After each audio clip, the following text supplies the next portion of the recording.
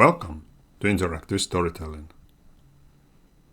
Streaming media has grown out to be the most important channel for transmitting stories, with service providers such as Netflix, Amazon Prime, and Disney Plus providing more content and collecting larger audiences.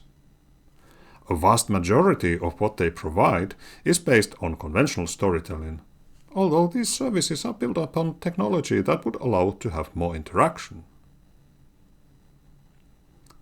As we saw earlier, interactive television programs are based mainly on branching stories. Here, the biggest challenge is the mode of the program, which is alternatively either lay back or lean forward. In the lay back mode, the spectator is passive and receives authored content. In the lean forward mode, the spectator is interactive, has agency, makes choices, and possibly produces content themselves. Whenever the mode changes, it interrupts the spectator's flow experience. The spectator's mind is likely to go through the same set of questions. Oh shoot, where's the remote control? I have to find it quickly before the selection timer runs out. Or, can I please watch now, or is there still something I have to do? Or, was that all I could choose here? Or, I wonder when I can make changes again. When it comes to the content creation, the producers have to decide which can be done beforehand and which on the fly. If all the content is created beforehand, there will be a limited amount of it, which restricts how much the story can branch out, but also allows the content to have a better production quality. On the other hand, on-the-fly creation allows to have a seemingly infinite amount of content, but the tight production schedule could reduce its quality. For streaming media, the platform heterogeneity can create problems, especially in the case of television sets and other devices where the streaming media service is embedded. The minimum platform requirement might make it difficult to realize all the possible ideas. Let's take two ideas that could be used in realizing interactive storytelling in streaming media. They're all more or less theoretical proposals, and up to date, none of them have been realized on a larger scale. The first idea is to have session-based episodes, which clearly separates the layback and lean-forward modes. It's based on an iteration where the spectator is provided, for example, once a day or once a week, an episode to be watched in the layback mode, followed by a possibility to make choices for the next episode in the lean-forward mode.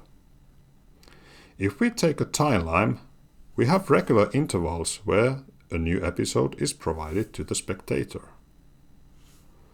Once an episode becomes available, the spectator can watch it. Having finished the episode, the spectator can make choices or set parameters such as goals for the next episode.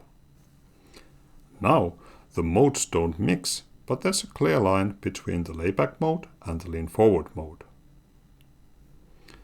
The spectator's selections are used in creating the next episode. This resembles the iterative process of episodics or play-by-mail games. When the next episode has been delivered, the spectator don't necessarily have to watch it right away, but whenever it's convenient to them. Also, the choice-making doesn't have to happen immediately after watching an episode. Session-based episodes would be easy to realize using existing platforms. It would even allow to have multiple interactors by requiring a more rigorous time limit for making decisions. The challenge, however, is that this approach requires on-the-fly content, which means the service provider's platform must have a technical backend to support this. The second idea aims at getting rid of the branching structure approach. One possibility is to use a story pool which comprises short episodes of beforehand created content.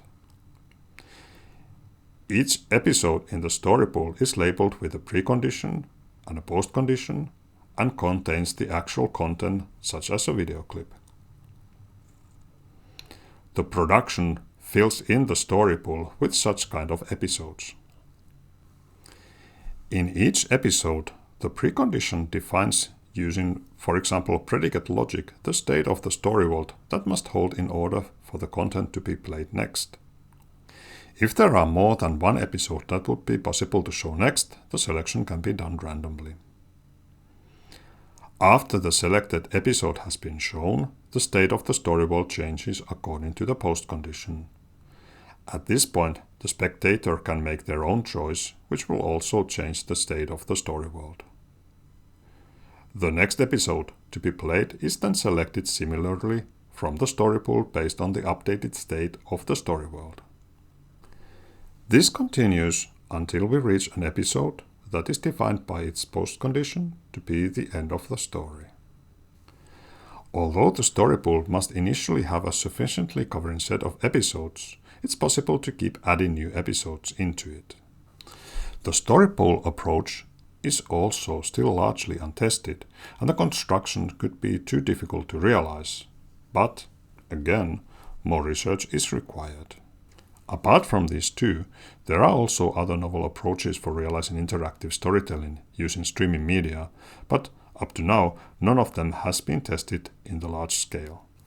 It remains to be seen whether the streaming media providers will have the curiosity to try out something different in the future, or whether they stay content with conventional storytelling. Time will tell. In the next video, I'll take you to another uncharted territory, namely the ethics of interactive storytelling. See you there.